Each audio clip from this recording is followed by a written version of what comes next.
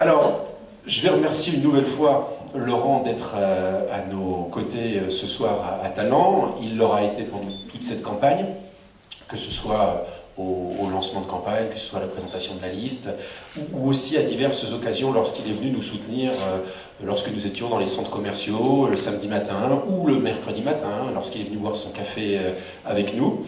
Et donc le remercier en amitié, parce qu'on l'a déjà dit, mais on le redit, après tout, ça fait du bien de temps en temps d'entendre ça. Laurent et moi, on a commencé à militer ensemble il y a de cela maintenant quelques années, c'est un ami. Et dans les circonstances que nous connaissons aujourd'hui, c'est important de sentir ses soutiens en politique. C'est donc la dernière réunion publique, la dernière réunion de campagne.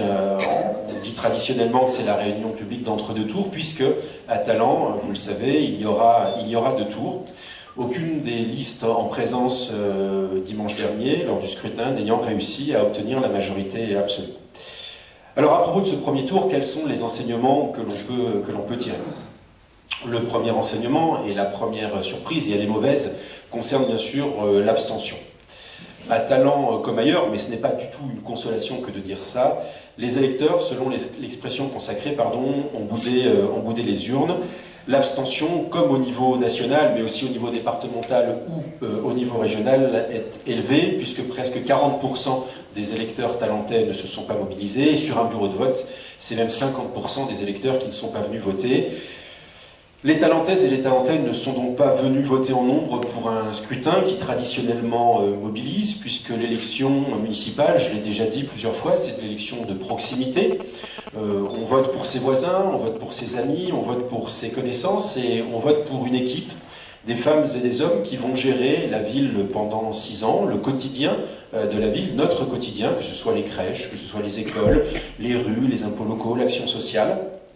Et pourtant, cette fois-ci, cette élection a moins mobilisé, et en particulier sur le quartier du Belvédère. Alors le message que je veux passer ce soir, et que nous voulons faire passer ce soir, à celles et ceux qui ne sont pas venus voter dimanche dernier, ce message, il est simple. Dimanche prochain, il est indispensable, il est nécessaire, il est impératif qu'ils et qu'elles viennent voter. Parce qu'ils ne doivent pas laisser les autres décider à leur place. Parce que les décisions que vont prendre les futurs élus municipaux, le conseil municipal, le maire, la majorité, les adjoints, les concernent également. Parce que l'avenir de Talent, notre avenir, ce sont tous les électeurs qui doivent en décider, et pas seulement une partie, et pour être plus clair, ce ne sont pas simplement 60% des électeurs qui doivent en décider. Et ce message de mobilisation, les femmes et les hommes de notre liste, les colistières et les colistiers de Vivre Talent, sont en train de le relayer dans les rencontres, en porte-à-porte, que nous continuons et que nous continuerons encore toute cette semaine, comme nous l'avons fait les semaines précédentes. Et je tiens à remercier celles et ceux qui se sont déjà mobilisés cette semaine et qui vont continuer de le faire jusqu'à vendredi soir. Cette proximité que nous voulons avec vous, avec les Talentaises, avec les Talentais, ces échanges sont pour nous indispensables.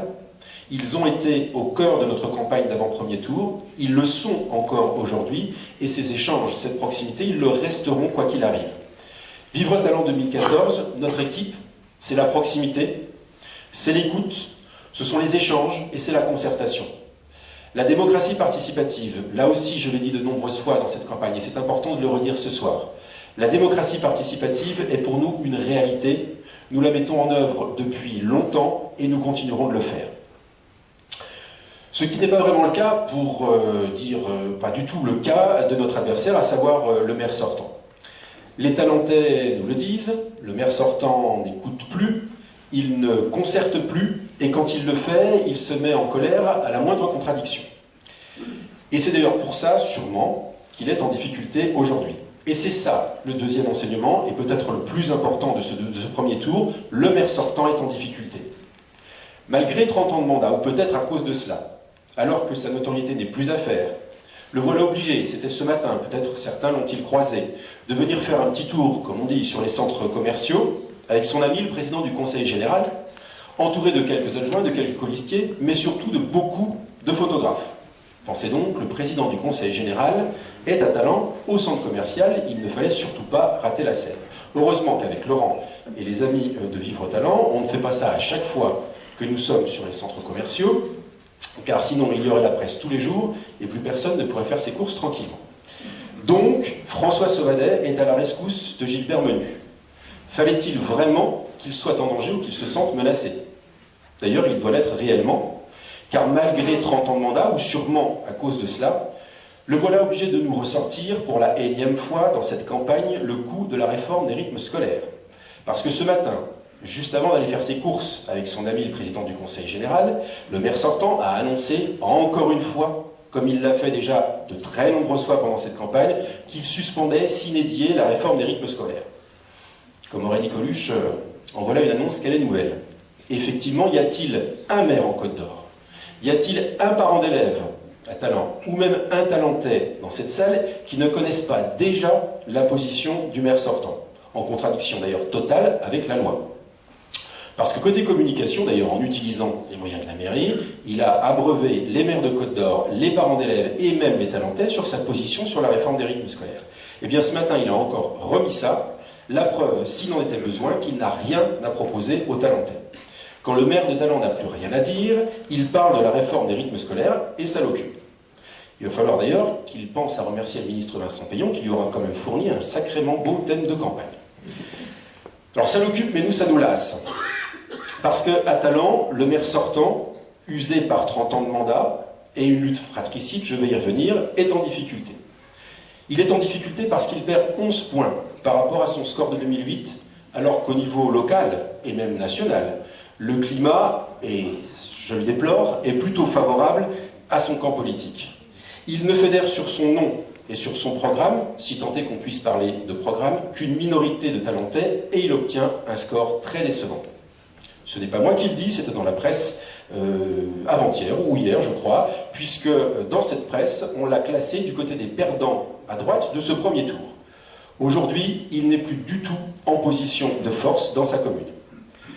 Alors il faut dire qu'à force de se comporter comme un petit potentat local, à force de ne pas écouter les remarques, même au sein de sa propre majorité, il n'a pas vu venir la fronde et s'est fait déborder sur son côté droit par un candidat, une liste, qui sont sortis de nulle part, enfin, nulle part, si tant est qu'on puisse qualifier comme ça quand ils viennent plutôt de chez lui. Une liste qui ne fait quasiment pas campagne, 15 jours, mais qui, comme on dit, une liste qui fait un score. Alors la prime à la nouveauté, la prime au changement, non. Parce que dans cette liste, sur ces candidats, il n'y a aucune nouveauté, aucun changement. C'est une liste de droite, elle se revendique comme telle, et si elle s'est constituée, c'est simplement pour des questions de place non obtenues sur la liste du maire sortant. Ni renouveau, ni changement. On change les têtes, mais on ne change pas les étiquettes. C'est bleu bonnet et bonnet bleu. Le véritable changement sur Talent, c'est Vivre Talent qui l'incarne. Alors justement, les résultats de Vivre Talent. Je ne vais pas pratiquer la langue de bois, c'est un exercice que je n'aime pas, que je n'ai jamais pratiqué, je ne vais pas commencer à le faire aujourd'hui, pardon. Les résultats de Vivre Talent ne sont pas à la hauteur de nos espérances, de notre travail, de la campagne de proximité que nous avons menée, de la qualité de nos programmes, de notre programme, pardon, et de nos propositions. Disons-le aussi clairement, sans langue de bois, les électeurs, en particulier les électeurs de gauche, ont adressé un avertissement au gouvernement. Il faut le dire, il faut l'entendre, il faut en tenir compte. Le temps du débat, des échanges et des explications viendra nécessairement. Mais je suis intimement convaincu qu'il faut aujourd'hui éviter à chaud, dans ce temps très particulier de l'entre-deux tours, de sombrer dans l'excès et dans l'énervement. L'impatience, l'insatisfaction sont réelles, elles peuvent être justifiées, partiellement justifiées, là aussi il faudra en discuter. L'impatience, l'insatisfaction sont nationales, mais le scrutin de dimanche est local, le scrutin de dimanche est communal. Alors il faut surtout éviter les querelles inutiles pour privilégier l'action collective. Dans notre liste, certains sont militants politiques, d'autres pas, et c'est le cas de la majorité de notre liste. Dans notre liste, certains militent au Parti communiste, d'autres au Parti socialiste, d'autres sont des sympathisants de ces formations politiques ou d'autres formations politiques, d'autres n'ont aucune étiquette revendiquée, mais se reconnaissent dans nos propositions et dans notre programme. Nous partageons les mêmes valeurs, les mêmes ambitions pour notre ville. Nous sommes fiers, je l'ai déjà dit et je le redis, de nos engagements. Notre action est collective, notre action est locale, notre action est pour Talent et pour ses habitants. Et c'est pourquoi, malgré les difficultés du moment, qu'il serait vain et illusoire de nier, je l'ai dit. Nous restons confiants et résolument tournés vers l'avenir. Nous restons confiants car nous sommes certains d'avoir un bon programme, élaboré dans la concertation, présenté, discuté avec vous tout au long de cette campagne. Un programme, des engagements, des propositions pour une vie économique plus dynamique, pour une zone d'activité plus attractive, pour de nouvelles perspectives pour l'emploi et pour les impôts à talent.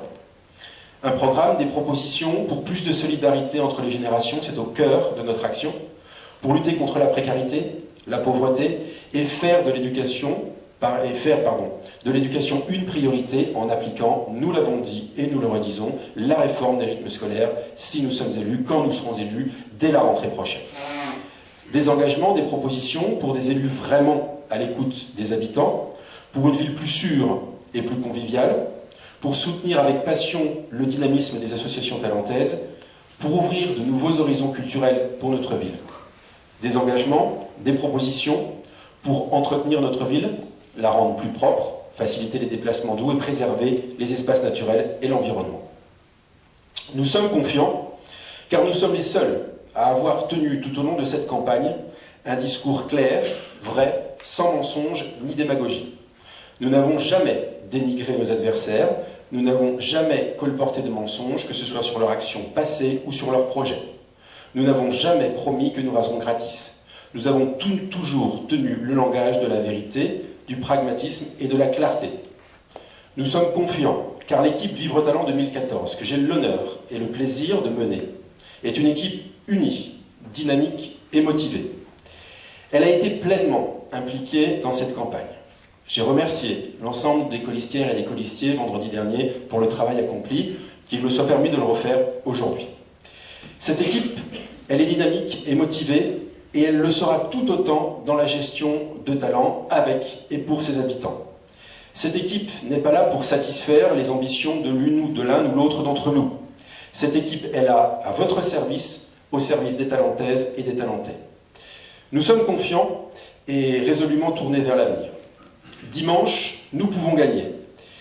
En effet, si on considère l'ensemble du corps électoral talentais, autrement dit, les électeurs qui sont venus voter et ceux qui ne sont pas venus voter, le maire sortant n'a réussi qu'à rassembler 27% d'entre eux, moins d'un électeur sur 3. Je m'adresse donc aux 73% restants, à celles et ceux qui ne sont pas venus voter, à celles et ceux qui ont été tentés d'exprimer leur rejet de la gestion municipale actuelle en s'égarant du côté de certaines candidatures motivées par des ambitions personnelles. Et je leur redis qu'ensemble, nous pouvons faire changer les choses. Ensemble, nous pouvons faire talent autrement. Nous ne nous trompons pas de combat et de scrutin. Dimanche, c'est de l'avenir de talent dont il est question.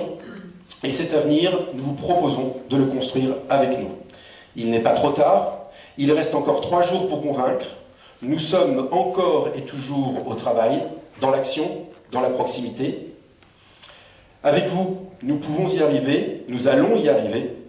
Cela dépend de vous. Mobilisez-vous avec nous et avec vous, nous ferons vivre talent autrement. Merci.